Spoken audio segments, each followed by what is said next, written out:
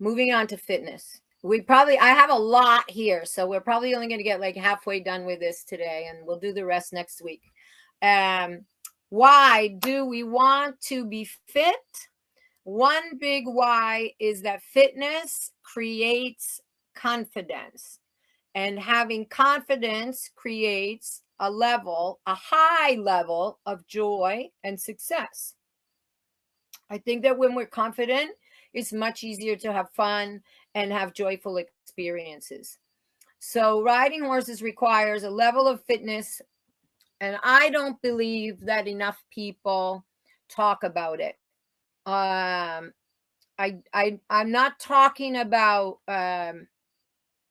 even any kind of being overweight or something like this, because I think that we can be fit and not be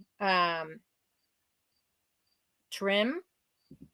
I think you can be trim and not be fit. So I just think that we should talk about it more. And I've talked about it before, that idea that if your body can't do certain things easily and fluently for you before you get on the horse, then it is going to feel uncomfortable and awkward when you're on the horse. So work those things out with yourself a little bit on two ways. One way is try to stretch and do the things that we're going to talk about tonight a little bit, so that when you're trying to put your heels down, or when you're trying to get your legs a little more relaxed, or you're trying to sit up straight, it doesn't feel awkward and like the first time you've done it all day. Because holding that posture is not easy if you don't spend a little time in the rest of your day doing it. And then the other aspect is that we want to be doing the best thing for our horses. So if we are feeling uncomfortable just trying to sit up there, we're not going to be moving with them fluently. We might even be uncomfortable when they're moving in certain ways, and then creating tension or blocking in those ways. So I want to the confidence that comes from having a certain level of fluency and fitness in your posture and in your movement is you talking to your body and asking it to do stuff, and your body saying, yeah, sure, I'm going to try that, as opposed to saying, wait a minute, that leg doesn't go that way, or I can't move my back that way, or my shoulders are, if you're, which I hate, because I am at the computer more than I like to lately. If you're at the computer a lot, or driving a lot, or these kind of things, you've got to do other things that are going to help you to feel like your body is more open. And then our horses need to be balanced, a level of fitness that coincides with the amount of work that they do on a weekly basis. So I don't think that we should create dressage horses that are crazy fit to go run cross country like event horses. And I think that sometimes people can get the horses so hot with the feed and with the fitness and with the work that they are actually frightened a lot of the time. And the movement that they give and that expression that they're giving is coming a bit from the wrong place. So when we're talking about fitness, we don't need to make the horses, crazy strong and fit, where you're going to be breaking them down by doing repetitive exercises and things like that. It needs to be balanced with the type of work that you want them to do. And if we ride 3 days a week, then that's the level of fitness that you want for your horse. It needs to be comfortable to sit around a couple days a week and not be frustrated and, chomping at the bit. So it has to be balanced with your lifestyle and what you want to be doing. And the other hand, you don't want to be riding a horse in the Grand Prix that you're only riding a couple times a week, because that's not going to be fair for them either. So the injury comes. Do you think, Crystal, that you could send, I don't know if you can find it, if you could send Peyton the link to the webinar, because she can't get in. Would that be possible? Are you still there? Hopefully. Thank you. All right, I'm going to tell her. So I do think, do you have her email, right? Can you send her the oh, okay, hold on. Ugh. All right, hold on a second. Let me see if I can find it.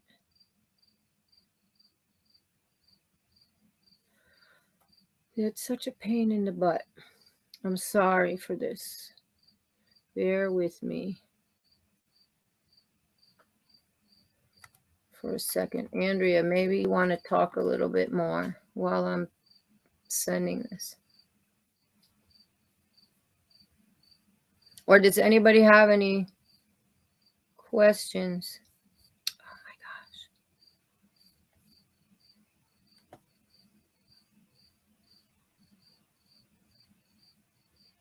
gosh. I don't. It's like dual, like, right? It's like the fitness of the rider, and it's also the fitness of the horse. Yes. And I think it has to be matched. Like somebody that's not like really fit shouldn't have a very fit horse. Right. Yes. This is a good point. And then the other thing about fitness is, like, when I practice fitness, it, like, you know, I'm fat because I've had surgery and I'm a mess and blah blah blah blah blah. But like when you sit in your car and drive your car, I don't sit on my right seat bone to push the gas. I always sit straight, and I drive my car with my arms like I'm riding. And then also for fitness, I think when I'm in the grocery store, I try to sit up straight and like push my cart like I'm riding down the aisles. I know that's cool. So there's a whole bunch of ways to have have posture, work on your fitness besides being on a horse. Yes. And when I'm teaching, I try to stand straight. Sometimes I don't stand up at all, but when I do stand, I try to stand with my shoulders back and my arms kind of in riding position. And I don't know, there's just all these little ways to practice it without thinking that you have to go to the gym. Right. Right. That I fill up. Yeah, you do, and it can be well, I have some exercises here and some things that we talk about here, but the car driving thing, that's really good. And then thinking about your posture other times during the day. I love that. And definitely not the horse's fitness level. And I think that's important for trainers to pay attention to also. You know, oftentimes trainers will ride the horses for themselves, and they might miss out on the fact that, you know, the rider might not be able to keep up with that. Yeah, You know, to maintain it for that extent, or in the future, 100%. You know, that's their goal, to be able to ride that quad, or to be able to you know, to work that long or whatever. But we do have to be careful about that as well. You know, just who's going to be who's going to be riding the horse maybe later, or when we're not there. Right. Very good points. Thank you. Another thing I tried was, I know I need to work on my shoulders, because I do spend a lot of time at a desk, and I get criticized in every single lesson about my shoulders. So I set my watch to go off every hour, just to make me roll my shoulders back, even for, 10 seconds, 15 seconds, just as a reminder. Because otherwise I'll sit all day and not think about them. And until I get yelled at on the horse. But I love that. That's a great idea with your phone. That's very good. Yeah, we need to do things like that, just to those reminders. And I'll I'll try when I'm just walking around, put my hands behind me and lift them up, or make shrug shoulders, or circles. It's very important. My shoulders can get really tight too. Excellent. All right. So with more, we talk a little bit about the horse in the beginning.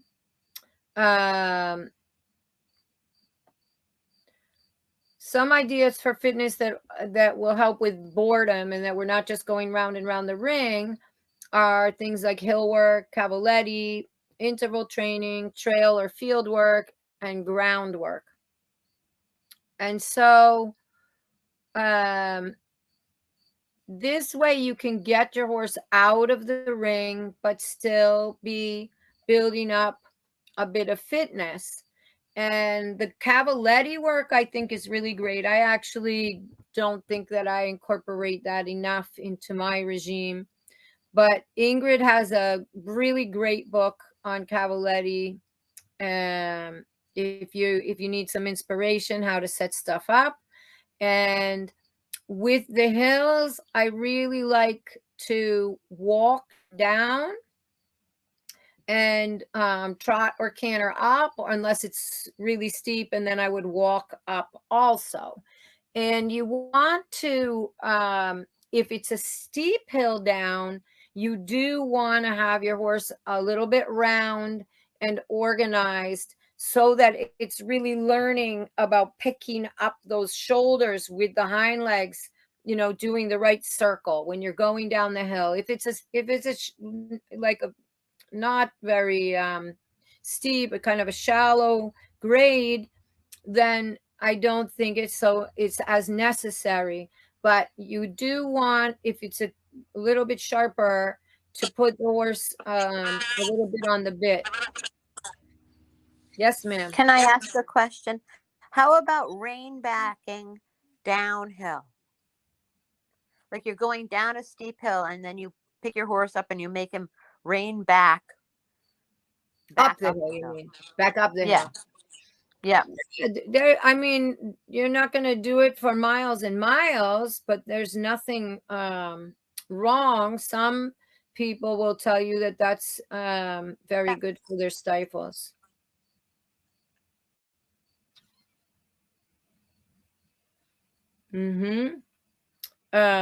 But things that are already for your horse a little bit tedious, then you want to do them in small doses. If it's something that benefits them and they are fluent and easy with it, then do a little more. Sure.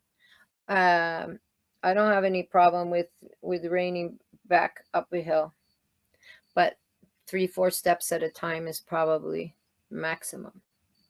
So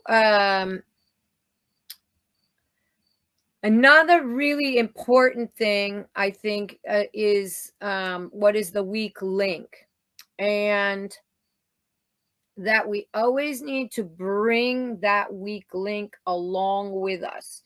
So we talk about it a bit in training, but we need to talk about it also in fitness. So if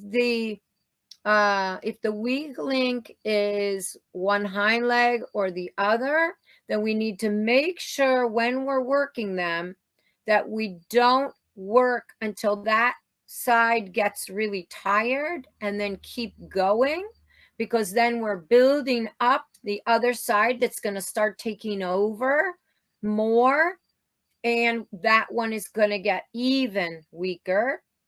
And the horse will start to figure out ways to compensate. And those things that they're compensating with will get stronger. and the weak link will be too tired to participate or even be at risk of injury. So or it could simply be that one part of the body is not as strong as the other. So if the back is not as strong as the hind legs, you see some horses with a really big butt and not a lot of back muscles, or a really big neck and not a lot of butt muscles. So those kind of things, as soon as the weaker part of the horse gets tired, those parts are going to start to do even more and more work. And when that happens, it's physically harder to ride the horse, and it's much harder to make sense to your horse, because what you're asking them to do feels really bad. Now, if you can imagine a horse that does have not the strongest hind legs, but has a big front and a good back, as soon as those hind legs are used up, then the rest of the body is going to be working, but they're just going to have no carrying power whatsoever. So you see that happening sometimes, and the horses will get stronger in the reins and so on and so on. And the people will be frustrated and fighting with that side.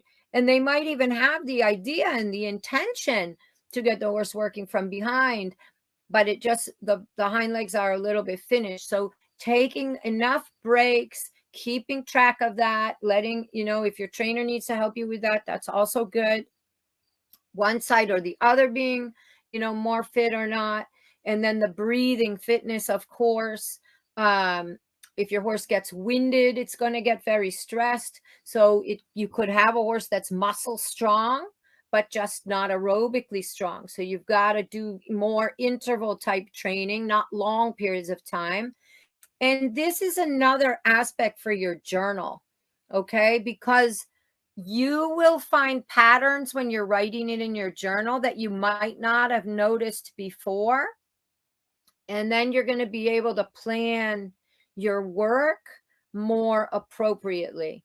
So if you have a really hot horse, but that gets to a certain point in the ride and then starts checking out, that checking out simply could be because the muscles of the horse are tired, nothing having to do with it not wanting to do the work. It could also have that it just doesn't have the lung power. It could be getting lactic acid buildup, these kind of things. So interval training is doesn't matter what we're talking about. Working and taking many short breaks is going to help you build your horses up. And also transitions will help with the strength level. Transitions are really good for that. And the other fitness that we want to talk a little bit about is the mental work. So you don't want to be doing a lot of something that really makes your horse stressed over and over again. You might need to get that job done. You might need to teach them about it, but then you might break it up into a couple different times in the ride and thoughtfully present that subject, and then go away from it and then come back to it, so that you're really sure that every day you're not making the horse feel how difficult something is. And find out, if you have a little bit of a problem like that, what part of the ride does it work best for the horse to do that exercise until it becomes really fluent with it. So, and then trust yourself that it's getting the point. Don't keep touching it and touching it and touching it over and over again. So the aerobic, really having that fitness for the breathing and just for the stamina, you can build that up out in the field, out on the trail, doing work like that. That's not going to give you as much carrying power. You're going to do it more for fun and just for overall fitness. And the carrying power the groundwork is going to help to get the joints all understanding, and your hill work will help a lot with the carrying power. And then you want to think about, in your journal, writing down that progress that you're feeling. What do I feel that my horse is lasting longer in the ride? Or each section of the ride can get a little bit longer before I give him a break? Or do I feel like certain aspects of his body are getting stronger, but I need to bring different ones along now? How do I need to adjust that? So think about the whole horse, how both sides are working, how the neck is working in relationship to the shoulders, in relationship to the back, in relationship to the hind legs. And then you want to think about that breathing for sure. Okay. So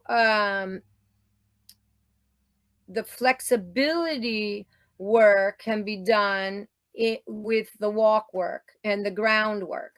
So that work is not going to be fitness work, but you do get your joints more open, and you get that back, and a lot of times behind the saddle where the horses can get stiff, these kind of things can really open up nicely with the groundwork and the walk work.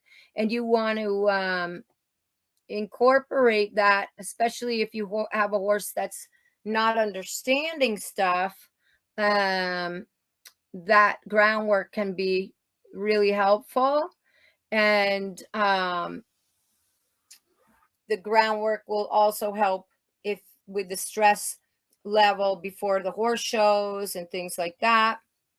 So you want to do your relaxation work definitely before the shows, because you don't want to have a super fit horse that is not able to be relaxed and come down after it gets some kind of a fright. So work, and we can talk about, or I mean, I should make some videos, and Tristan has a lot. But definitely there's things that we can do to create relaxation responses to stress. I just have to say something, as always.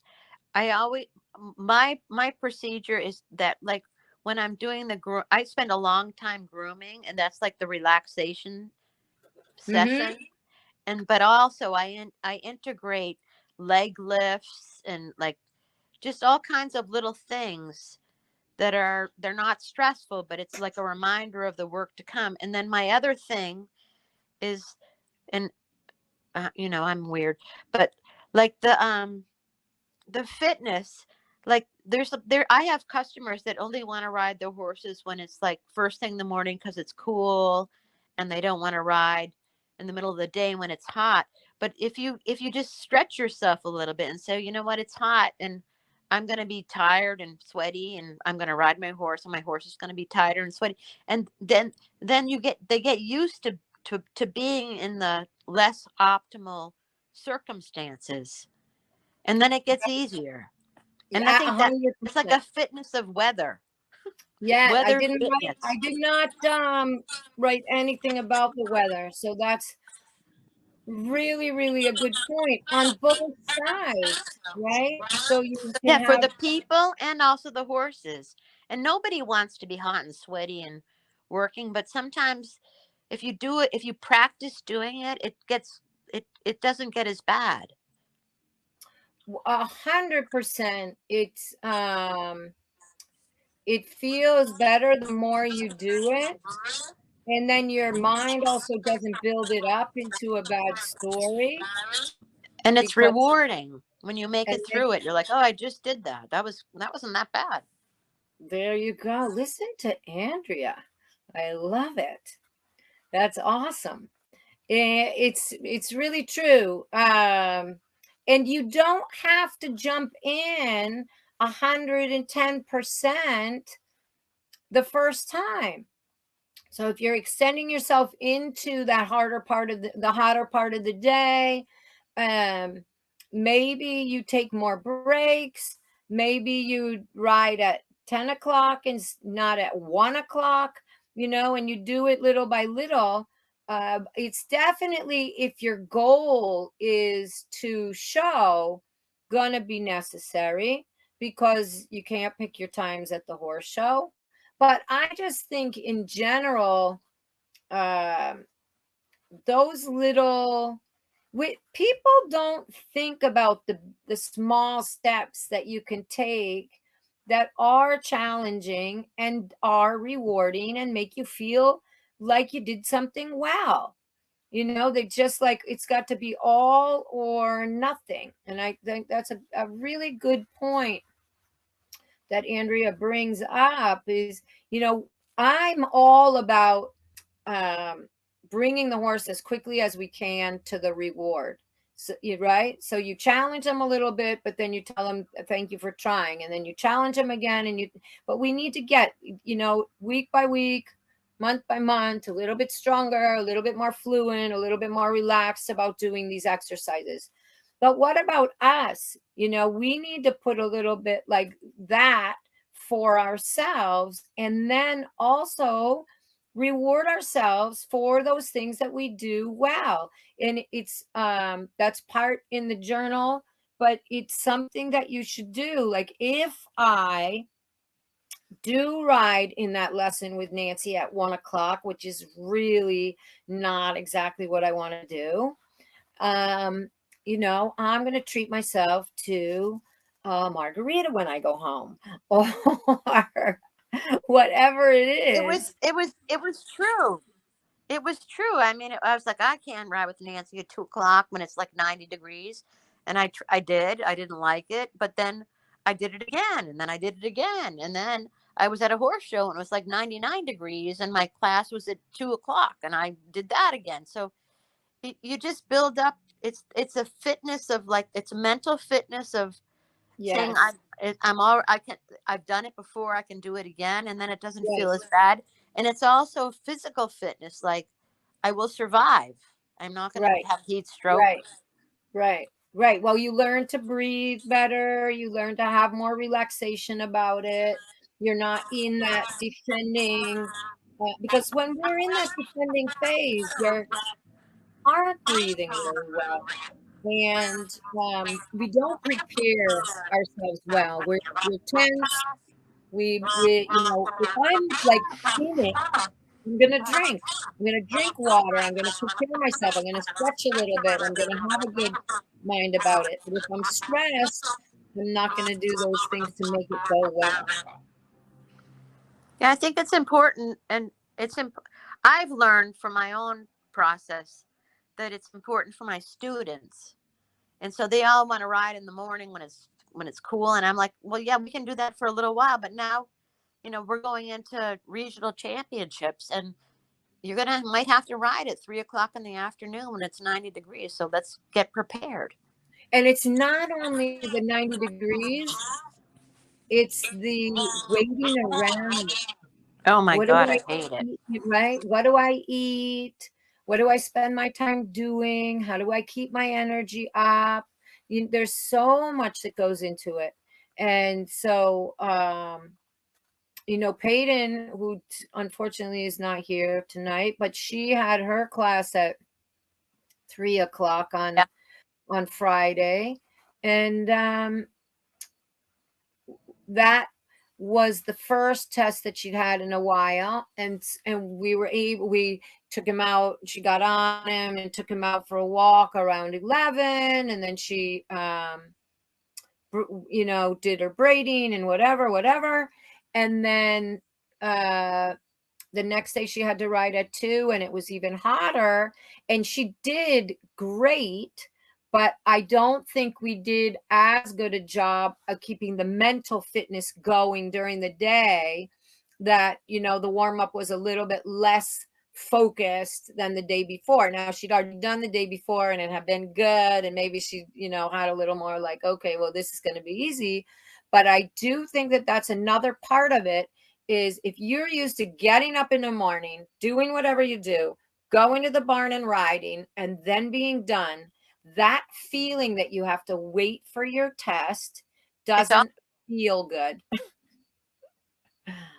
It's awful. And then the other thing I'm just going to say is, like, we come home from the horse show and then we all have like horse show hangover.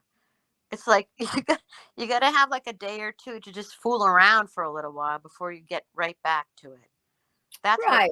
That's what I do. I'm like, right. No, we go on a trail ride and just do those kind of things for sure, for your mental break and for the horse's mental break. And then when you start riding again, everything feels much easier because you've been training your horse actually at the show, which, right. And finding out where the holes are, but you've also been making it more accountable in other places. So that's always fun too. I think that's cool. Mm-hmm. I'm going to have to go, Nancy. Okay. It was all right. fun. Goodbye. Great. Thank you. Thank you. Okay, so then just moving along through this part, we're going to do the people part next week. So for me, the field and the trail riding is going to make the horse a little bit more fit, aerobically fit, and have fun with the fitness. But it's not going to help you so much with the cadence and the swing, that self-carriage cadence and swing. But that doesn't mean we don't do it. It just, you can't expect the two things to work together. You want to make sure that you have a good warm-up routine that includes a lot of walk to get the tendons and the joints lubricated before working. Stretching over the back is necessary at the beginning and at the end.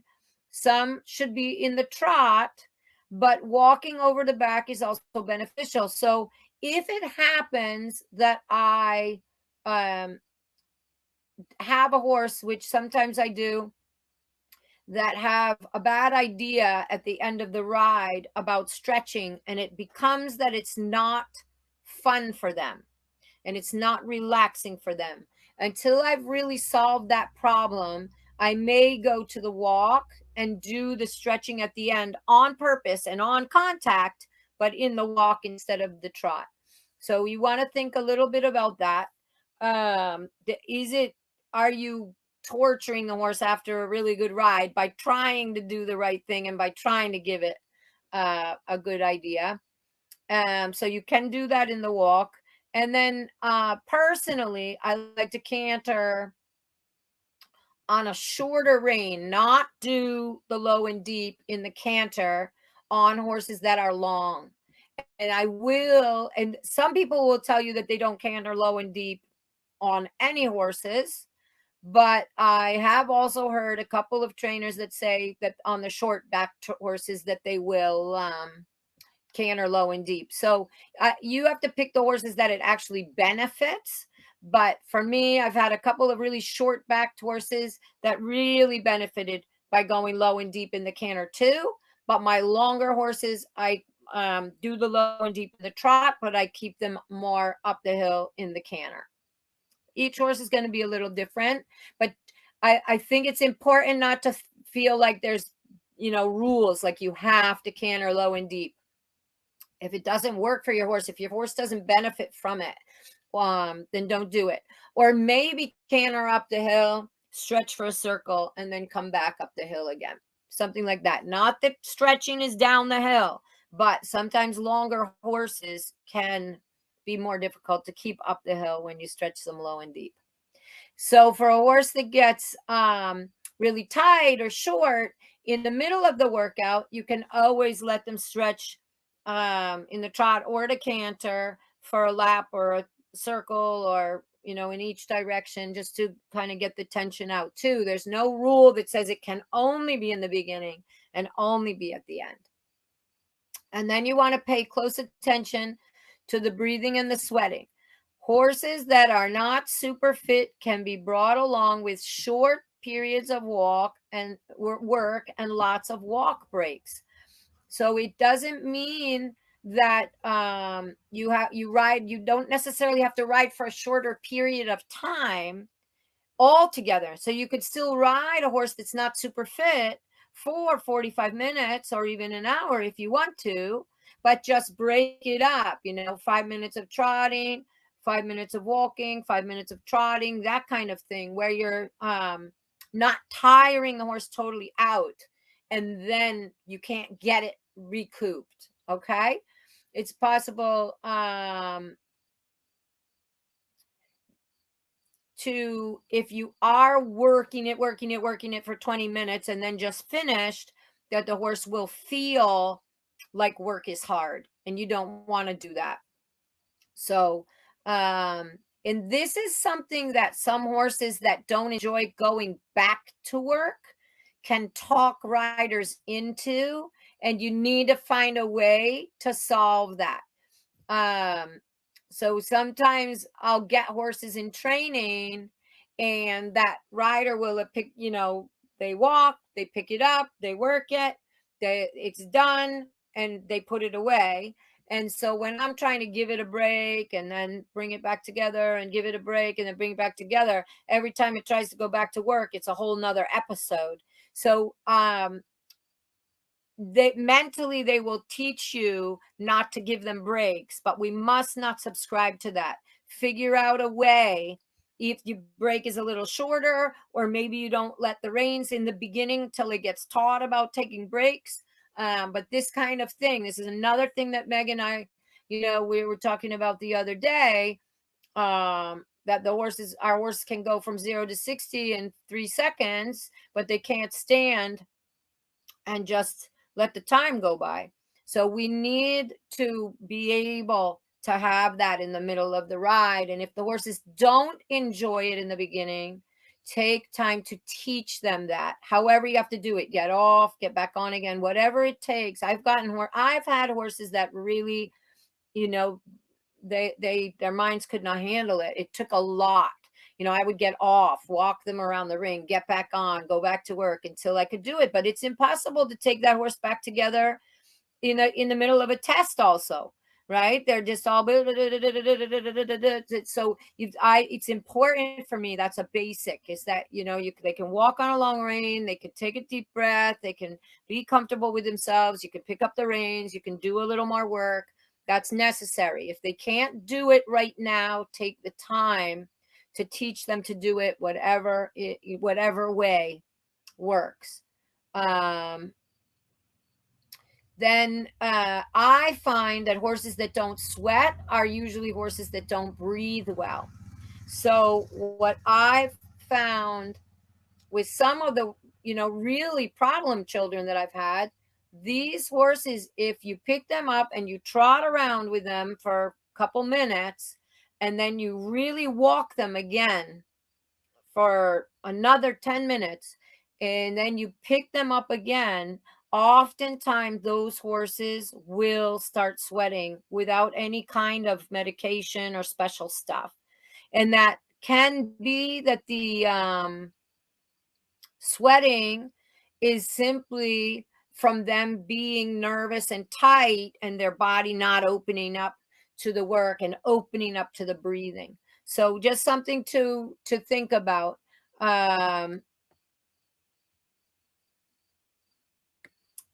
When you have a horse that doesn't breathe, another thing that it will get really tense partly through the ride. And then you're trying to be finished with the ride, then the horse is really tense. So you want to be careful about that. Give your horses plenty of breaks. Pay attention to their breathing. Notice, where do they breathe the best? Do I need to let my horse stretch out till it gets relaxed so that when I bring it back together, it starts breathing again? These things are really important. So, and they will move through that. You don't have to think because you give a lot of breaks in the beginning that that's the way the horse is going to be. You're going to start to find that they do get more fit and that they are able to go for longer periods of time. But you have to do it step by step and really notice that if your horse is getting tense, that it could be simply that it got tired and overworked. And then you're going to start writing that stuff in your journal, and watch your watch a little bit so that you know and you can keep track. And if you're working toward a horse show, then you need to know that your horse is fit enough to do that test, and how much warm up can it do and should it do before the test, and time that at home so that when you go to the show, you don't lose track of where the plate is, like our Red Sox pitchers who can't realize where the plate is when they're nervous. That's what happens sometimes at the horse shows. Is all of a sudden time goes by faster or slower, or the arena feels bigger or smaller because you get a little tensed. So when you're if you're timing yourself at home and you know how much your warm-up is, and then you watch your watch and you keep it in your journal, then that's much easier to keep track of at the show also. All right, you guys, does anybody have any questions?